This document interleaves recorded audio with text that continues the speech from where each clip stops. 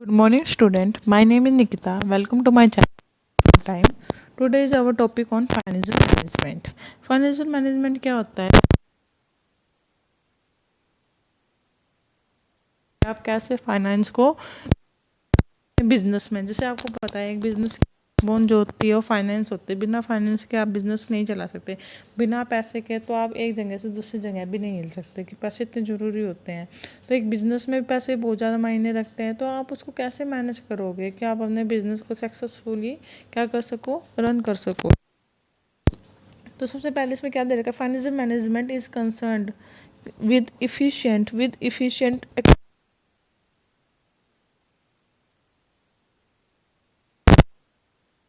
बाहर से भी लेने पड़ते हैं। अपने पास घर घर के पैसे नहीं लगते, बाहर से भी लोगों को लेने पड़ते हैं। तो कैसे एक्वायर करें और कैसे उसका यूज़ करें, अलोकेट करें फंड को, ताकि वो प्रॉपर यूटिलाइजेशन हो सके। ठीक। तो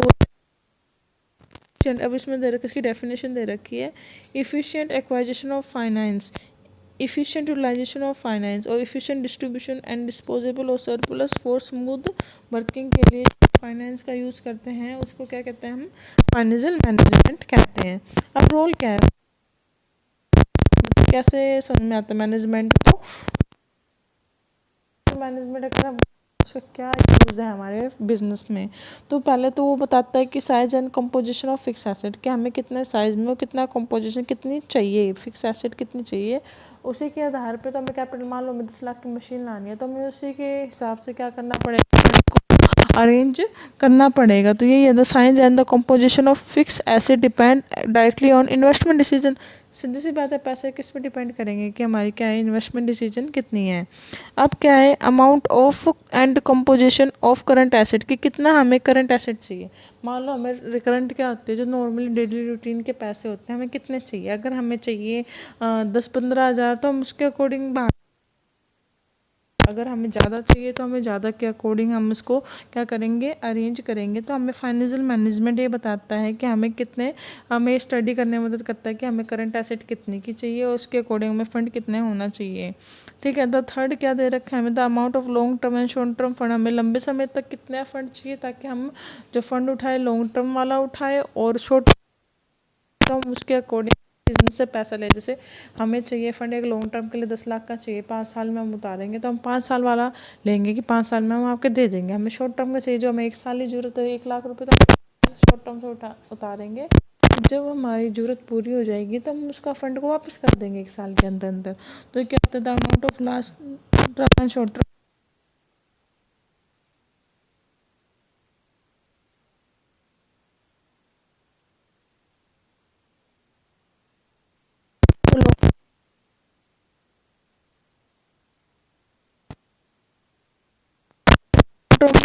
अमाउंट ऑफ फाइनेंस है। मतलब मैंने 10 लाख का एग्जांपल लिया था कि 10 लाख रुपए आपको चाहिए बाजार से।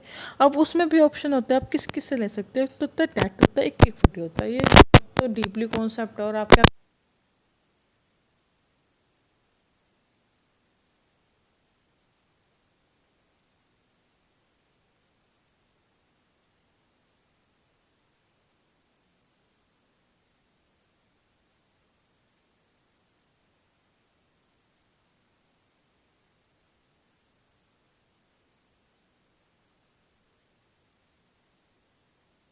प्रॉफिट बचता है वो होल्डर कहते हैं। आपको समझाया था। पार्टनरशिप में क्या होता है, जो मालिक होता है उसके पास ही प्रॉफिट जो बच जाता है। ऐसे ही कंपनी में शेयर होल्डर होते हैं, जो मालिक बनाते हैं, उनसे पैसे लेते हैं, उनको मालिक बना देते हैं कि आप इस बिजनेस में मालिक हो एज ए पार्टनर। तो जो भी माइनस करने के बाद जो भी बचता है वो इक्विटी शेयर होल्डर को एज अ प्रॉफिट मार्जिन आ जाता है। पैसे वाले को नॉर्मल दे देंगे 10%, भाई इक्विटी वालों को फिक्स नहीं होता, उनको मिल जाते हैं। ठीक है। और फिफ्थ क्या है, all item in profit and loss account, क्या होता है इसमें कि all the item of PNL are affected by decision of financial management. सारे पीएनएल में पता चलेगा, अगर हम फाइनेंशियल डिसीजन अच्छा लेंगे तो हमारा पीएनएल अकाउंट अच्छा बनेगा, मतलब कि उसमें प्रॉफिट कम होंगे, और अगर हमारे ढंग से मैनेज नहीं होगा तो लॉस ज़्यादा होंगे और प्रॉफिट कम होंगे। तो generally item related to expenses revenue are recorded to PNL. If we pay more interest depreciation it will expenses increase in expenses और इफेक्ट पीएनएल। तो वो क्या करेंगे, इफेक्ट करेंगे पीएनएल को। ये डायग्राम के थ्रू आपको समझा रखा है, इसमें देखो यही पॉइंट्स हैं। अगर आप पेपर में एग्जाम में अगर इससे डायग्राम बना के आते हो तो काफ़ी इफेक्टिव रहता है एग्जामिनर पॉइंट ऑफ व्यू से।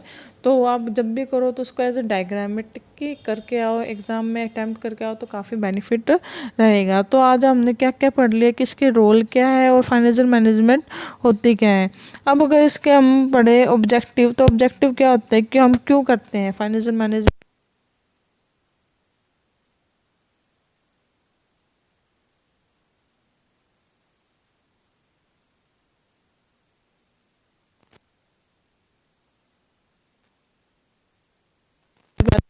पैसे जितने आज हम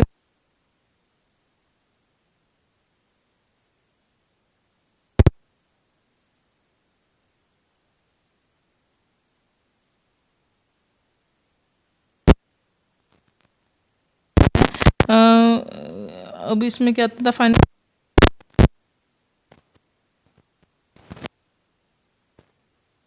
of the firm, he must take such decision which will ultimately prove gainful from the point of view of the shareholder। जो शेयर होल्डर को प्रॉफिट देना वो फाइनेंशियल मैनेजर वो ही डिसीजन लेगा। And share holder gain only when the price of the share increase in the market.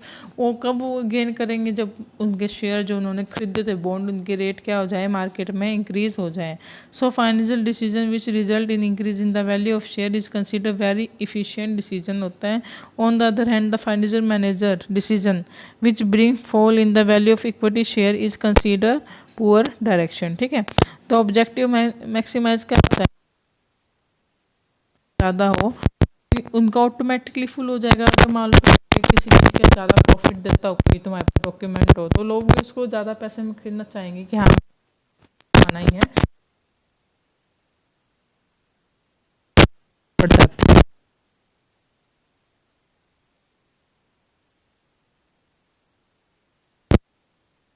ज़्यादा मिलता है, हमें अर्निंग ज़्यादा मिलती है उस बॉन्ड से, तो उसकी वैल्यू वेल्थ खुद बढ़ जाएगी, मतलब शेयर की वैल्यू अपने आप बढ़ जाएगी। तो उसका ऑब्जेक्टिव होता है कि वेल्थ में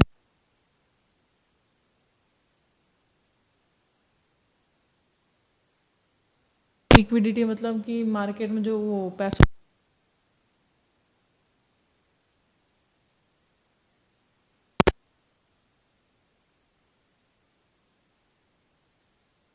एक काम में रखे हुए हैं जिसमें तुम्हें इंटरेस्ट भी देना है, खर्चा बैठे बैठे में खर्चा मिल रहा है, तो वो क्या करता है मैनेजर, क्या करता है बनाए रखता है, ना तो पैसे ज़्यादा हो ना ज़्यादा